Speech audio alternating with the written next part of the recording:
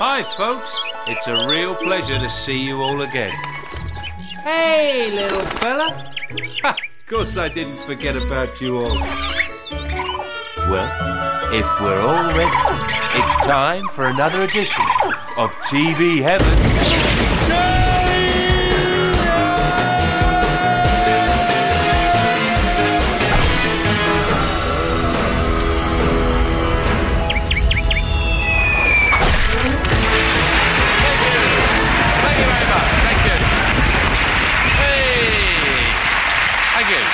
Hello and welcome to TV Heaven, Telly Hell, the show where my guest reveals what they like and what they don't like on the television channel programmes that are on at night time and in the day as well. I'd like you to welcome a hugely talented writer, actress and comedian. Please welcome Ronni Ancona.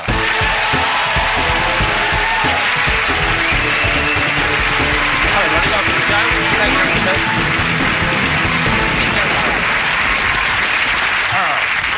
Welcome to the show, Ronni. Thank you very much. Thanks for coming on. Me. You've come up with some great choices tonight, and we're going to start with something you hate. It's in your telly hell. It's this show, Ladette to Lady. Yes. What is it you hate about this? Well, the thing is, Ladette to Lady is trying desperately hard to be a kind of, you know, Pygmalion for television. But the girls that they pick, they could train them for 5 years and they'd still be banned from Wetherspoons. We're going to have a look at a clip of this. And when you first see the Ladettes, you do think to yourself, well, I've got a better chance of being a lady than any of this lot. All over Britain, young women are running wild. They're called Ladettes. I've got that steaming, I've come home and not even known how I've got home, and then woke up being sick. I can't count the amount of fights I've had with people, strangers on the streets. Behaviour like this is getting out of control.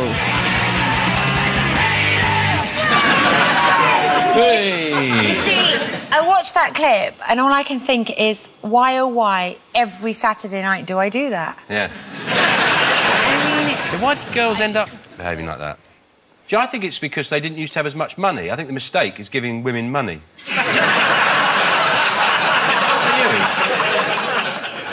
That's laughter of agreement. Because you used to just get vouchers, didn't you, for detergent and stuff like that. And then we'd take you out for a drink on a Friday for half an hour and then send you home. But they seem to have a lot more money now, young girls. And they seem to be... Why are they going nuts? It's weird. I don't know what it is, but when I was that age and people got pissed, they seem to get more introverted, more depressed, more maudlin. People used to put things on, like more coats and traffic cones. Right. They didn't take things off like That's they do Scotland now. for you, isn't it? You are Scottish. Well, no, I am Scottish, and quite frankly, these girls look like teetotalers compared to where I come from. What were you drinking? Anything that anyone would buy me, Right. basically. No, it wasn't that bad, but So I mean... like they have things now like Breezer, don't they? The Bacardi Breezer, which makes it sound so innocent. It makes it sound like it just ruffles your hair a bit. Like, oh, I'm a bit tousled. Do you think it's the sugar in it that makes them all go a little bit... No, I think it's the vodka. But these girls they want to change, don't they? Because a lot of them have got alcohol problems and social behavioural problems. And ITV decided to do something about it, didn't they? They set up a 1950s finishing school, and the object of the show is to take these breezer-guzzling bloke tarts and turn them into refined and delicate ladies. The value of the finishing school is to teach the young girls good manners, how to behave, how to do things that they've never done before, like how to sew. Loads of bollocks. Can't be bothered. I forget dressmaking, but I don't. How to cook from scratch, which is very important. I'm not going to touch it. That'll be disgusting. Right, well, I will. The value of flower arranging actually is remarkable. It makes a very dull dining table look wonderful. Also, of course, they can make it a career. The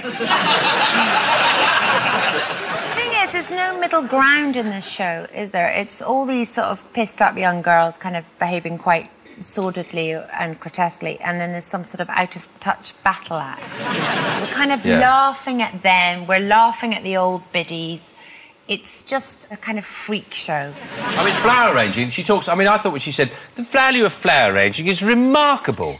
I was expecting some kind of Zen-like wisdom and insight, and she said, well, it brightens up a dinner table and, you know, it's a career. Well... How bad can you be at flower arranging? Surely you just go... there you go. You could get a job in a funeral parlour spelling out the word mum or whoever. Yeah. Flowers. I've always... You know, when they see that, those funeral things where they says mum, I've always wanted to see one just says twat. And his mates have all clubbed together because they hated him so much. And just paid for that. You're not going to see it, Sean, because you won't be there. Yeah.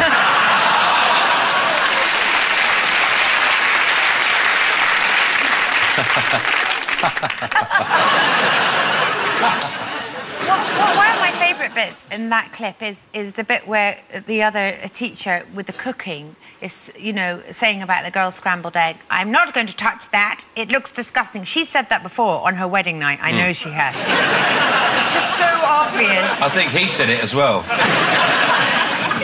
OK, well, let's leave the final word to one of the Ladettes.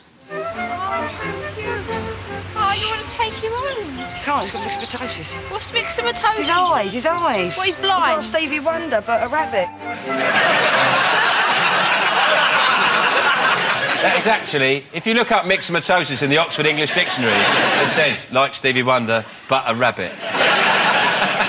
That is so brilliant, isn't it? I think she should get her own show, that girl. I think She's brilliant, that girl. She's a gas fitter. All right.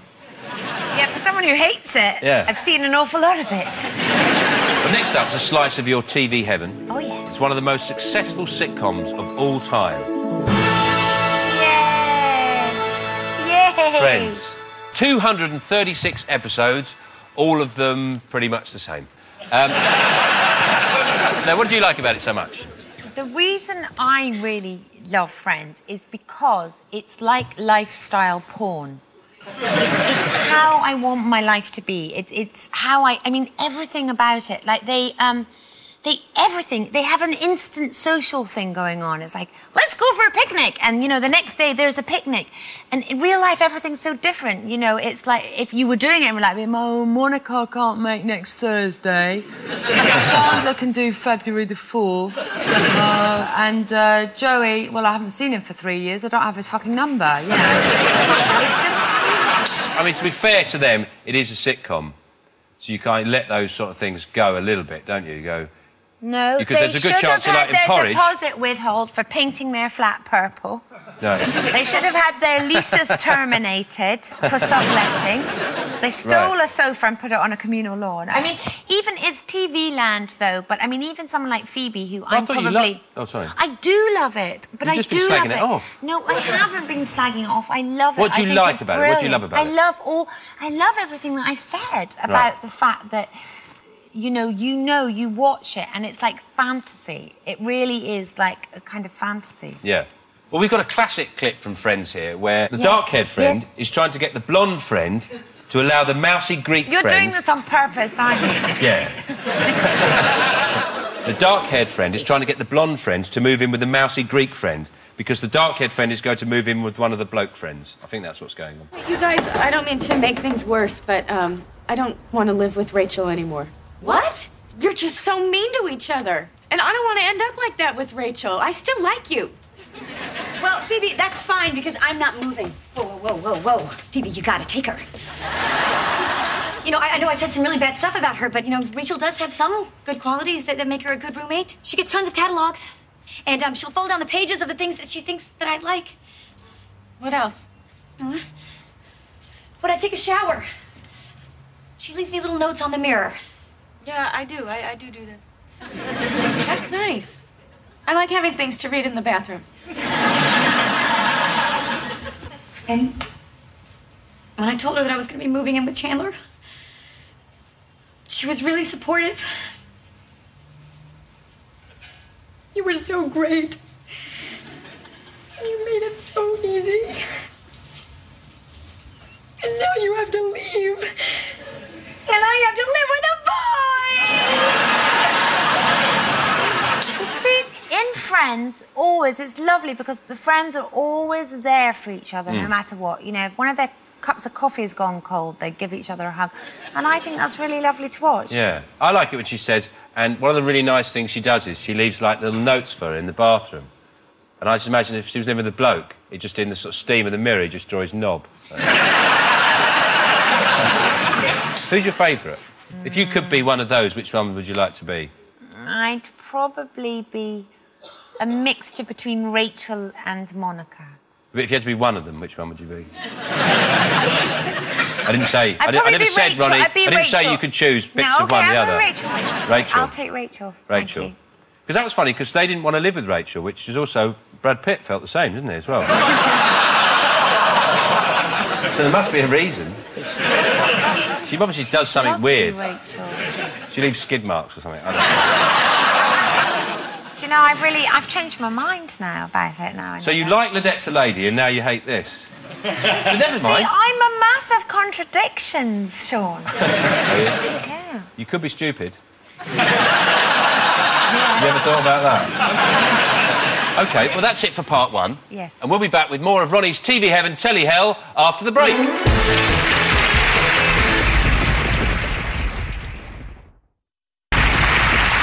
Welcome back to TV Heaven, Telly Hell! Tonight, sharing all that she loves and hates about television is comedian Ronni Ancona. Now, your next choice is your idea of pure Telly Hell. It's Casualty. What is it you hate about this? It's phenomenally contrived, isn't it? Especially the setups at the beginning. Well, that's the thing I think we all enjoy most about Casualty, isn't it? Yeah. I like the idea that they just come up with the accident first and work backwards. Like they go up to the writers and say, right, we want a beefeater to drown in a casino. Make it so. It's true. You're totally right. The denouement happens first. We're going to start with this clip. And in this clip, a scrap dealer has found some radioactive rods, which he wants... This is true. He's found some radioactive rods. He doesn't know what they are. He just thinks they're nice and shiny, right? And he wants to make them into a necklace for his wheelchair-bound daughter. Right? This is true. Who tosses them at an oil lamp, which falls over and causes a fire. And that script was written by Catherine, aged 7, from Worcester Park Primary School. I want a cappuccino. I'm gonna go to read this.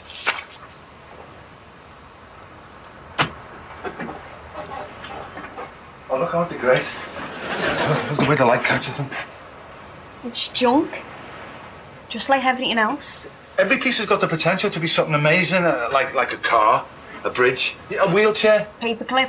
But this could be, well, I don't know, a necklace. Yeah. Imagine it with the stones and your mum's eternity ring. What do you think?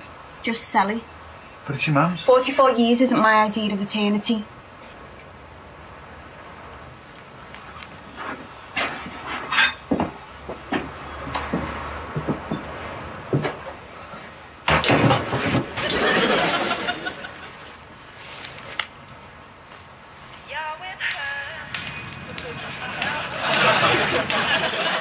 Of course, wearing an iPod means you can't smell fire. No, it's amazing, actually. They established her in the wheelchair, but I didn't know they established her as being deaf and blind. Yeah. No sensory reactions at all. The most ridiculous thing about that scene, though, is trying to get a cappuccino near a scrapyard. That, I reckon, is virtually impossible. But, of course, a paraffin lamp in a porter cabin isn't spectacular enough for Casualty. You know, don't forget there's radioactive rods in there, so they give us a mini nuclear explosion. You can't leave me here. You need your wheelchair. You can get me a new one. Dad, the insurance will cover it.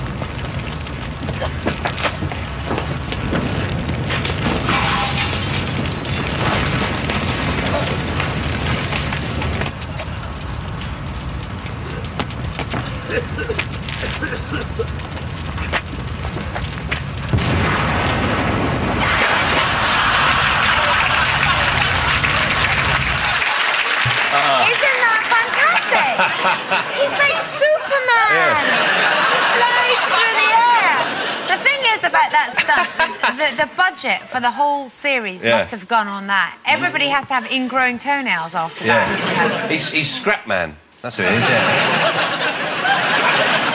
But this isn't the real reason you hate Casualty, is it? Because you have to live Well, with... I never really had a problem with programmes like Casualty or anything like that until I married a doctor. And watching something like that with them, they just point out all these inaccuracies all the time and they grind you You know, they start to really niggle at you in a way that they hadn't done before. Uh-huh. Like what? For a start, there's always a lot of romantic intrigue in these programmes between doctors and nurses, which is totally unrealistic. That doesn't happen. They just shag. Right. They just cut out the middle ground. But, I mean, how did you... Did he tell you this? He said, look, part of my job, I'm a doctor. I work very long hours.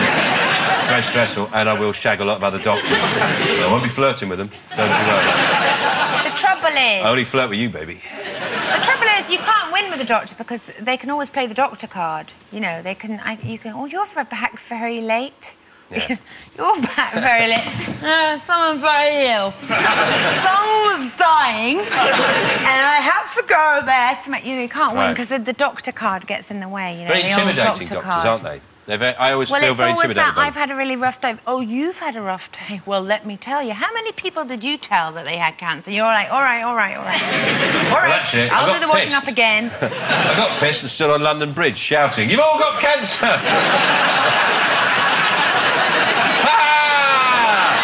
Happy Christmas!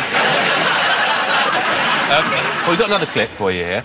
And it's two women bickering while a doctor tries to save the life of a dying politician who's had a heart attack falling down some stairs. How could you let this happen? You knew all about the bruising. He was being monitored and treated to stabilise his heart rhythms. Not good enough. You said he was going to be OK. Look, you pushed him to this. Always prodding him and bullying him and telling him what to do. Help him realise his potential. You only ever helped yourself. And now you're trying to blame these people because you just can't accept, Donna, that there are some things you can't control. Something's changed. He's in VF again. Right, let's shock him. Try. Okay. Charging to 360. Stand clear, please. Oxygen away, all clear. And shot! There's a very, very small, tiny, splitting hairs point. The small problem with that scene is that neither of those women would have been allowed in under any circumstances. Right, because they're actresses.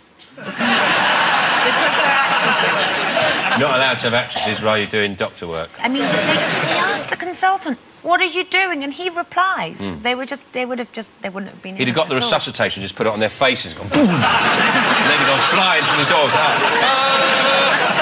You've got a lot of anger in you, haven't you, Sean? Yeah. But is your husband, he's not someone to sort of, you know, spend a lot of time listening to people's problems. He just gets the job done, whips out whatever needs whipping out, or puts in whatever needs putting in. He's not a surgeon, you see. Oh, right. Doesn't matter, they're not interested. Yeah, not interested. What does he do? He's a physician. Well, Right. he's a consultant rheumatologist, which is everything to do with the musculoskeletal system. Right. So you glaze over. Right. So it's something to do with ukuleles?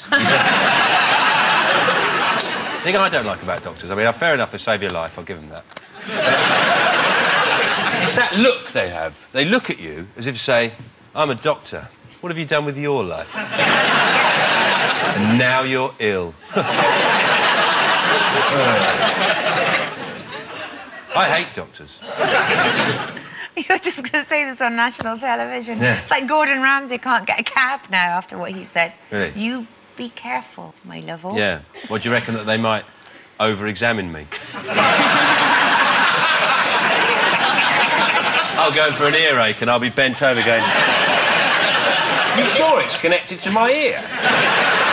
Yeah. But they've got this power, haven't they? They've got all that power. They can strip you naked and play with you. They can strip you naked. So, probably shut up. I will end up getting Rohypnol or something by a load of doctors. OK, the next choice is TV Heaven. It's something you absolutely love, isn't it? Totally adore this. It's the one thing we can guarantee you do actually know what you think about it. It's lamb chop, isn't it? It's lamb chop. Here we go. Atlantis, Savannah, Sarasota, Minnesota, Hennessy, Tennessee, Colorado, Eldorado, Larimore, have the Scooby-Doo, get the little guy, Hackensack, Fond du Lac, Mailback, Cadillac, Saranac, Sandy Lake, Grand Lake, Devil Lake, Pizza, Winnebago, Keokuk, Winnemuck, Lancaster, Lancaster, faster, I've been in the land, then cross the desert, then breathe the mountain, then travel happily, share, then I've been everywhere,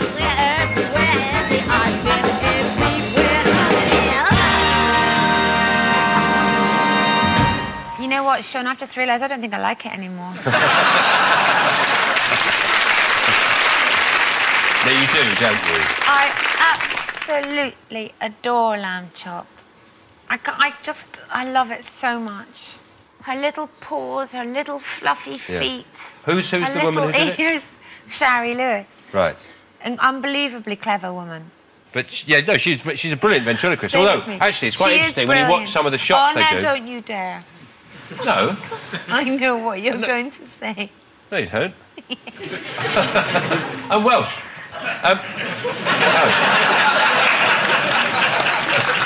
No. Often when she does her ventriloquy, what's it called when you do it? Ventriloquism? Well, often they got the camera angles so that the camera, the puppet, is in front of her mouth.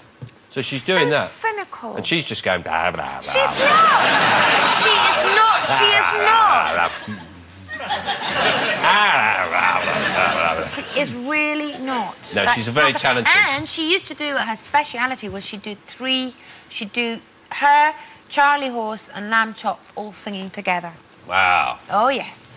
No, I've never lived, have I? Well, can you do Lamb Chop? Because it's Telly, we've got one here. There we go. There you go. You made a lamb chop. Yeah, I did it myself earlier on. Yeah. I spent hours on it. I sewed all the bits on. Lamb chop. I know I sound a little different from lamb chop, but that's because a stranger's just shoved her hand up my arse. It is an odd gift, isn't it? Yeah, a gift I don't have. No.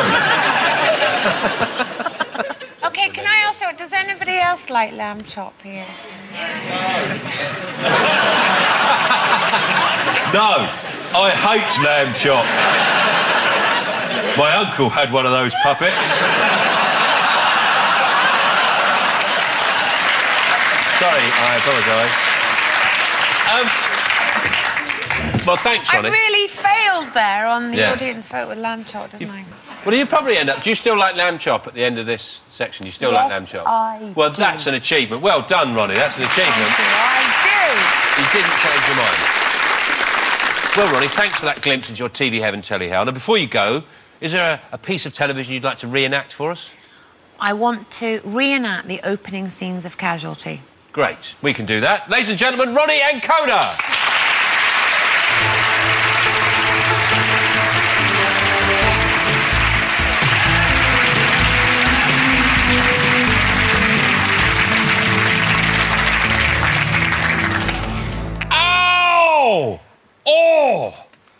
Oh, Ronni!